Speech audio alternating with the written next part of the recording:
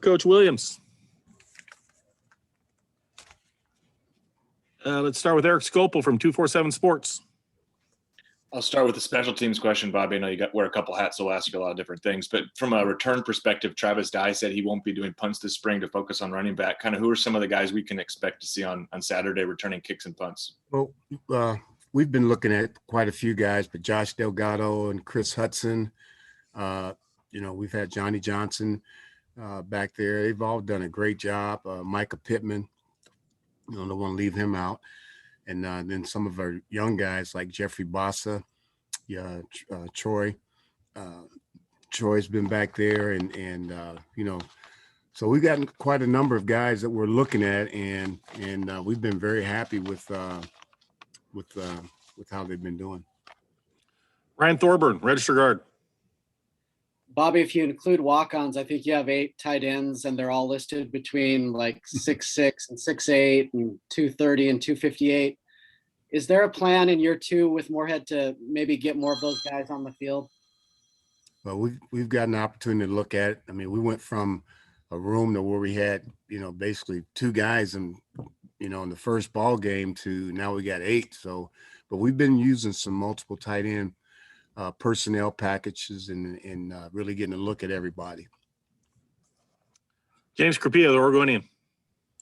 Bobby, after it was a tough year kicking wise for you, and obviously Henry coming on nicely at the end. How do you approach kicker? Is that still Henry's job and his to hold on to, or is that a wide open competition starting in the spring and for Cam and everything else? Well, we've created a lot of competition in practice with our specialists, and both Henry and Camden have been competing, going back and forth. So, we're very happy with their development. How we've, transitioned from all the different things, different type of kicks, the pressure that we've tried to put them under in the must-make field goal situation. But they've been competing well, and we want to keep that opportunity, keep it open. Eric Scopel, 247 Sports. You mentioned you guys are down a couple bodies last year at tight end and only had 2 or 3 scholarship guys most of the season. What's it been like having your full complement this spring, and kind of has there been anyone that's differentiated themselves from each other, or is this still pretty wide open in your mind going into the spring game?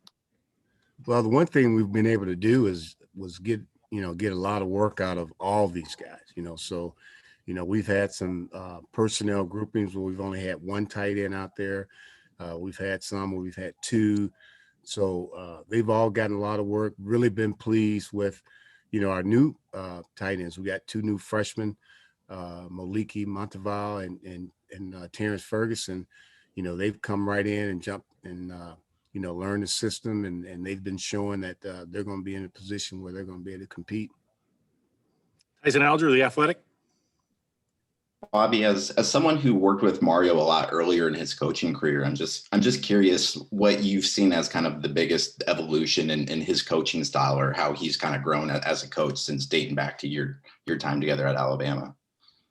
Well, he's very hands-on, very detailed. He's in all aspects of, the offense, the defense, the special teams, and then all the administrative things that come with being a head coach.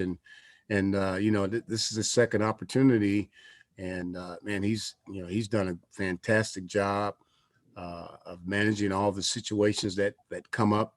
It's not an easy chair to sit in, and there's a lot of responsibility that comes with that. But he's had to replace several staff members over the past few years, and he's done a great job with that. Eric Scopel.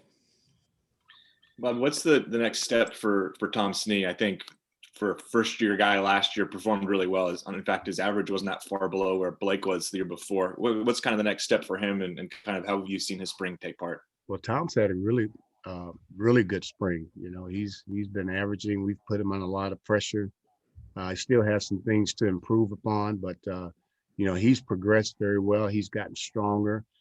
He's really worked on things from how he drops on the punt, how he strikes the ball, the direction part of it, the things that we're trying to do to place the ball in different areas of the field.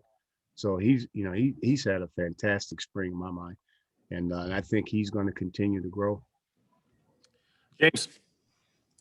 Bobby, when you have guys like Spencer and Patrick who miss all of last season or spent almost all of last season, I know he got in the bowl game, but when they miss all of it or damn near all of it, how do you keep them engaged throughout last season? And also, how have you seen each of them improve and develop when Spencer was able to get on the field, and obviously Patrick missing the time that he did? Well, both of them have done a great job of rehabbing and getting themselves back to a point where they're able to go through spring, and they've been out there every day, and they've been going at it really good, you know. And it seems like Patrick hadn't played football in a long time because, you know, he came in as a true freshman, didn't really play, got hurt last year, missed that season. So really, this spring is really the first opportunity he's gotten to play, you know, in full speed football, and you know, he's really come back well. That was a pretty significant injury that he had. It wasn't a surgical situation for him, but he was able to come back, rehab, and he's gone through the whole spring, and he's done really very well. Ryan. When we talked to Jim Mastro a couple weeks ago, I mean, I think it's his 33rd year doing this or something like that, and he said he thought the chemistry on this year's team was special. I think he said. You've been around a lot of teams. What's kind of your sense of this team, just being around them again full time this spring? Well, every team, every year is different because you have new leadership, and then you bring in you know, several new freshmen.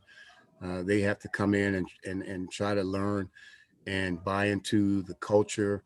But what it seems like this spring is that, you know, there's a general vibe that these guys want to be successful, and whatever we ask them to do, you know, they seem to go over and beyond the fact that trying to strive to do the things that we stress. And I mean, you see it on a day-to-day basis, and you know, and the guys want to be coached, and when we coach them hard, you know, they respond very well, and that's been a pleasant, you know, surprise that these guys will want to buy in. Usually when you get as many, especially the freshmen that come in, these guys that were highly recruited, you know, sometimes it takes them a little longer to transition into a program, but these guys bought right in, and the older players have accepted them and really tried to show them the way.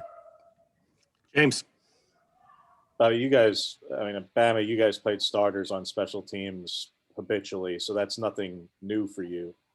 How much of it is personnel? Do you feel like this is the first year really that you guys had the luxury of having that opportunity to do that here? Because I realized even back in 18, the roster was really thin. You had like 68 or right around there scholarship players, right in that general ballpark. So is this really the first year, either due to injury or scholarship, whatever the case is, that you can play as many guys on the two deep as we saw 2 weeks ago, and we're probably going to see tomorrow on special teams?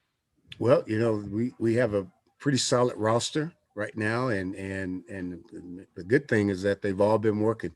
They've all been working on special teams, and we've done a tremendous amount. And we have starters, we have you know, we have backup players, you know, we have walk-ons. I mean, we have so many different types of guys that are really chiming in and working on the special teams, you know. So it's going to be interesting to see, you know, what that final depth chart's going to look like before we line up in the first ball game. But we'll have a combination of starters, backups, and you know, every player that we think that compete and contribute on teams.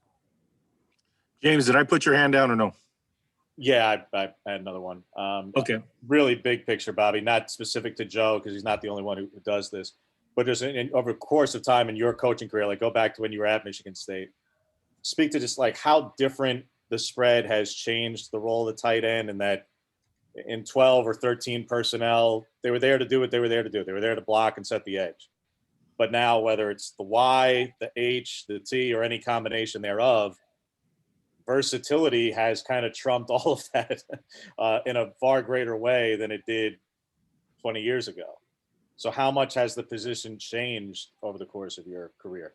Well, to be honest with you, that position has not changed at all, because that that tight end, he's got to be an offensive lineman. He's got to be a wide receiver. At times he's got to be a running back. He's got to be a lead blocker for a running back. So he does a lot. And that's always been the case. And right now with our system with Coach Moorhead, he's really utilizing the tight end as much as possible. And they're doing a lot as far as all those things I just described. But I don't really think the position has really changed that much when you look at, how the tight end is utilized in the NFL but there are different systems and the system, the tight end has to be able to fit in those systems. But, our tight end is involved in the run game. He's involved in the pass game. He's involved in pass protection. So he's got to wear a lot of hats in this offense and they've been doing a good job. All right, Coach, looks like that's all we have for you. Appreciate the time. Okay, guys. Thank you.